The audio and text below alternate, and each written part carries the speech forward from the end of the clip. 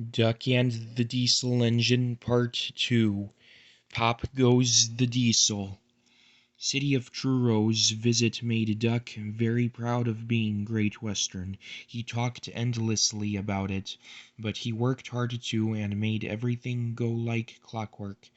The trucks behaved well, the coaches were ready on time, and the passengers even stopped grumbling. But the engines didn't like having to bustle about. There are two ways of doing things, Duck told them, the Great Western way or the wrong way. I'm Great Western and don't we know it, they groaned. They were glad when a visitor came.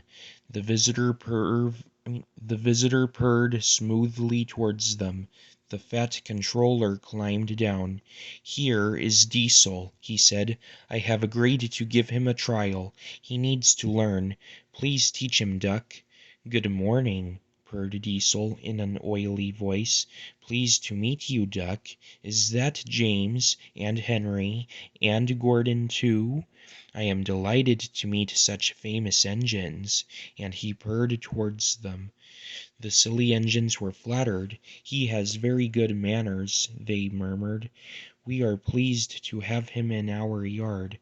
Duck had his doubts. "Come on," he snorted.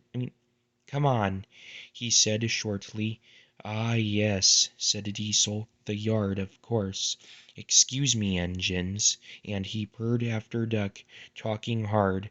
"You're worthy, fat Sir Topham Hatt to you," ordered Duck. Diesel looked hurt. "Your worthy Sir Topham Hatt thinks I need to learn. He is mistaken. We Diesels don't need to learn. We know everything. We come to a yard and improve it. We are revolutionary." "Oh," said Duck, if you're revo thingagummy,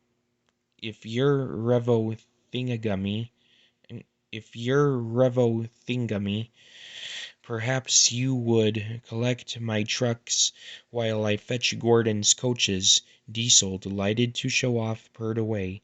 With much banging and clashing, he collected a row of trucks.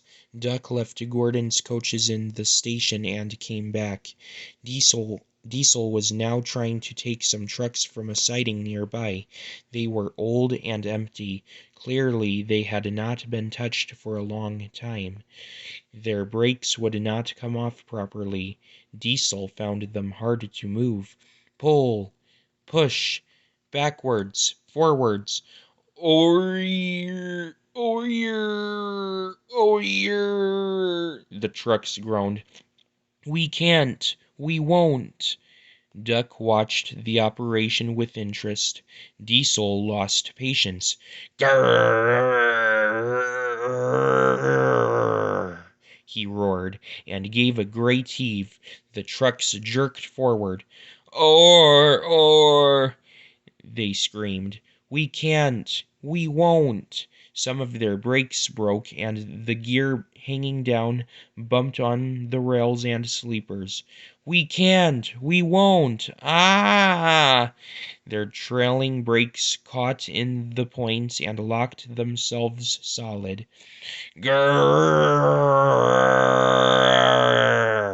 roared Diesel. A rusty coupling broke, and he shot forward suddenly by himself. "Ho, ho, ho!" chuckled Duck. Diesel recovered and tried to push the trucks back, but they wouldn't move, and he had to give up. Duck ran quietly round to where the other trucks all stood in line. "Thank you for arranging these, Diesel," he said. "I must go now." "Don't you want this lot?" "No, thank you." Diesel gulped. "And I've taken all this trouble?" he almost shrieked. "Why didn't you tell me? You never asked me." "Besides," said Duck innocently, "you were having such fun being whatever it was you said. Goodbye." Diesel had to help the workmen clear the mess. He hated it. All the trucks and coaches were laughing. Presently he heard them sing. Their song grew louder and louder, and soon it echoed through the yard.